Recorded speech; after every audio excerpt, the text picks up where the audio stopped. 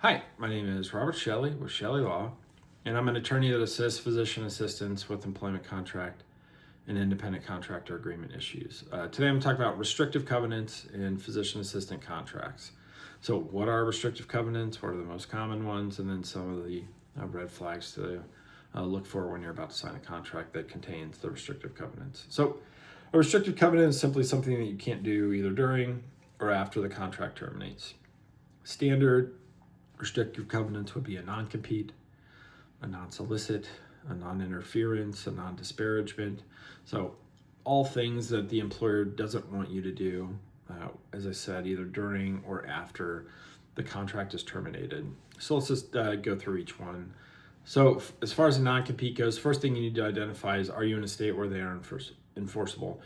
There's a handful of states where they're completely unenforceable. So you need to look into, am I in one of those states? You are most likely not in one of those states since there's only a few of them. And now most states employ a reasonableness standard. So this is kind of the one thing that changes substantially from state to state. Like almost everything else is completely standardized for a PA, meaning if I'm reviewing a contract in Indiana, it's going to be almost exactly the same as Arizona, except perhaps for the non-compete, although consequently both of those are relatively similar. And so if it's a reasonableness standard, the court's going to look at, what does it restrict? Like what can't the PA do? For how long, and what's the geographic restriction? So quickly, as a PA, you want to limit the scope of what it says you can't do, because a PA can do a bunch of different things, and maybe you have focused in one area, but maybe you can't move, right? And so let's say you have a 1 year and 10-mile non-compete from your primary practice location, and you're working in orthopedics. You don't want it to say you can't work as a physician assistant for 1 year and 10 miles. You want it to say you can't work in orthopedics as a physician assistant. That way you can do other things. Or if you're in primary care, you want to leave, you want to say you can't practice in primary care for a year. So you could do urgent care or be a hospitalist or do ED work. You just want options and flexibility. So make certain that the scope of the non-compete is limited to exactly what you're doing for the practice that you're in. All right. Next would be a non-solicit. Not so much of a big deal for a PA, but a non-solicitation agreement generally will say, and these are enforceable everywhere, would say for 1 year you can't actively solicit patients or employees.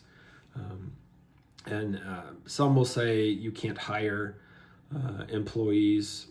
Once again, as a PA, not that big of a deal. Unlikely that you're going to have any kind of hiring capacity in whatever job you move to. But if you're a primary care PA and you move 10 miles outside of the non-compete radius and start with a new practice, and the patients want to come with you, sometimes the contents of the non-solicit can be important. It should be defined of what you can and can't do. So you don't want it to say like you can't do any advertising or marketing. That's not fair. Some will say you obviously can't actively contact your patients, so you couldn't blast out an email to all of your patients saying, hey, I'm leaving, here's my new practice, this practice stinks, leave and come with me. That's what a non-solicitation would prohibit, that type of activity. Now, if a patient reaches out to you and they say, hey, I hear that you are moving on to a new practice, I'd love to come with you, where are you going?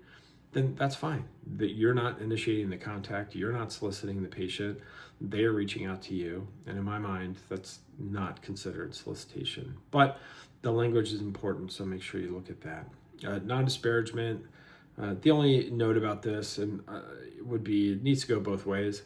An employer would be really dumb they would open themselves up to some kind of defamation claim, but if they ask you not to defame them, it should be the same for you as well. So just make certain that any non-disparagement clause goes both ways.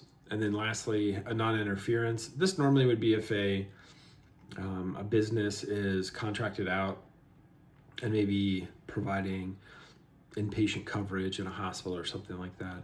They wouldn't want you attempting to break up the business relationship and maybe, steal the business away or something like that.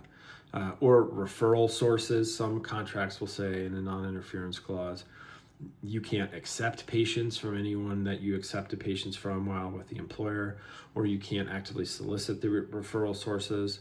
The non-interference clauses can get, I guess, kind of, what's a good way of saying it? They're more creative in the language than maybe some of the other clauses, so you got to be very careful about that. So, all right, that's a little bit about restrictive covenants and physician assistant contracts. If you have any questions about your employment agreement or independent contractor agreement, feel free to contact my law firm at the information listed below in the description. And I appreciate you watching the video. All right, thanks. Take care.